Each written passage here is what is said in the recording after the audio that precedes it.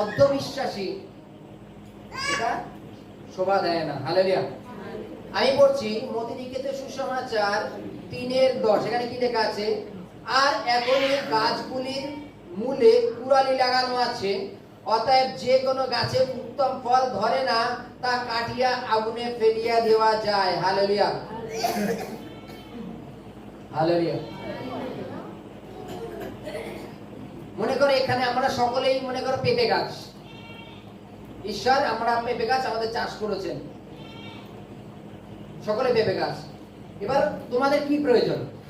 একটা পেঁপে গাছের জন্য কি প্রয়োজন? একজন ভালো মালিক প্রয়োজন। কি করবে? রোজ এসে একটু দেখভাল করবে। দ্বিতীয়ত কি? গাছটা গোড়া ঘুরবে, গাছটা গোড়ায় জল দেবে, একটু সার দেবে। যদি কোনো পাশের বাড়ির গাছ এসে ডিস্টার্ব করে, সেই গাছের ডালটা ছেটে দেবে যেন তোমার পেঁপে গাছটা বৃদ্ধি পেতে পারে, তাই তো নাকি? এবার বৃদ্ধি পাওয়ানোর কারণ কি? আমার পেঁপে গাছটা ফুলে ফলে উঠুক, তার মানে কি? গাছটায় যেন উত্তম ফল ধরে।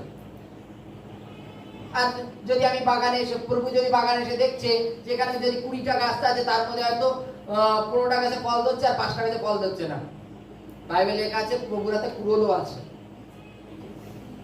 কুড়োলও আছে। যে মালিক ওই 20টা গাছই পরিচর্যা করছে, গাছের গোড়া খুঁজছে, জল দিচ্ছে, সার দিচ্ছে, তা সত্ত্বেও সেই গাছগুলোয় ফল ধরছে না, প্রভুর হাতে কুড়োল আছে, সে কি করবে? প্রভু বাদ দাও, তোমাদের হলে তোমরা কি করবা?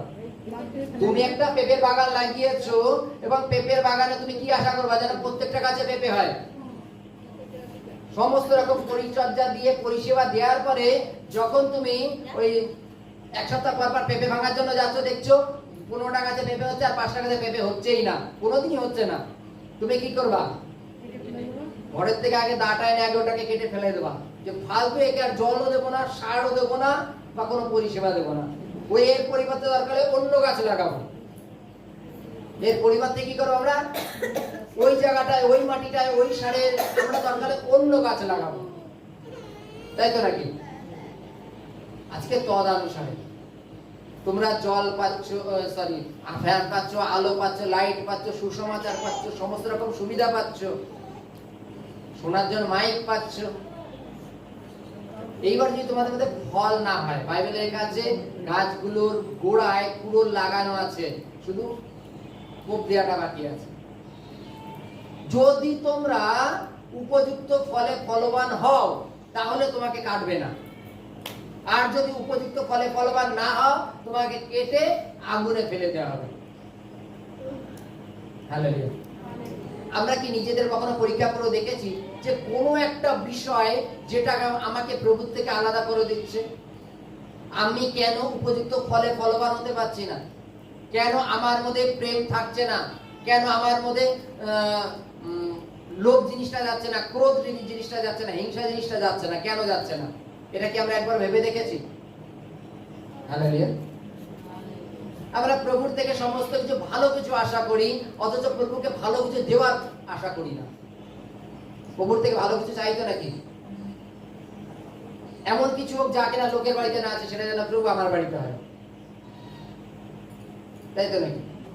প্রভু তো তদ্রূপ চায় যে এই বাড়ির থেকে একটা মহিমা প্রভু পর্যন্ত যাক। মহিমা কথার অর্থ কি? ঈশ্বর গৌরব, প্রশংসা। লোকে দেখলে বলবে যে এই বাড়ির লোকের মতো ভদ্র আর কোন বাড়ি নেই, কারণ এরা ঈশ্বরের আরাধনা করে। ওটা ঈশ্বর পর্যন্ত পৌঁছে যাবে। হালেলুয়া, বুঝেছি? বাইবেলের কাছে গাছগুলোর গোড়ায় কুড়াল লাগানো আছে, যদি তুমি মন পরিবর্তন না করো তাহলে তোমার গাছটাকে কেটে আগুনে ফেলে দেওয়া হবে। যদি আমরা এইরূপ হয়ে থাকি যে আমাদের মন পরিবর্তন আজকের থেকে বাক্য শোনার পর থেকে করবো, কেন মতিলিখিত সুসমাচার 3:10 আজকের থেকে এই বাক্যটা সকলেই কাটবে। যতবার রাস্তাঘাটে চলবা ততবারই আমাকে কাটবে যে গাছগুলোর গোড়ায় কুড়াল লাগানো আছে। গাছ কারা? আমাদের গোড়ায় কুড়াল লাগানো আছে। আমরা যদি প্রভুর উপযুক্ত ফলে ফলবান না হই, প্রভু আমাদের কেটে ফেলবেন, আর তার পরিবর্তে অন্য লোক এনে সেই গাছ জায়গায় বসায় দেবেন, সে যেন আগে বাড়তে পারে।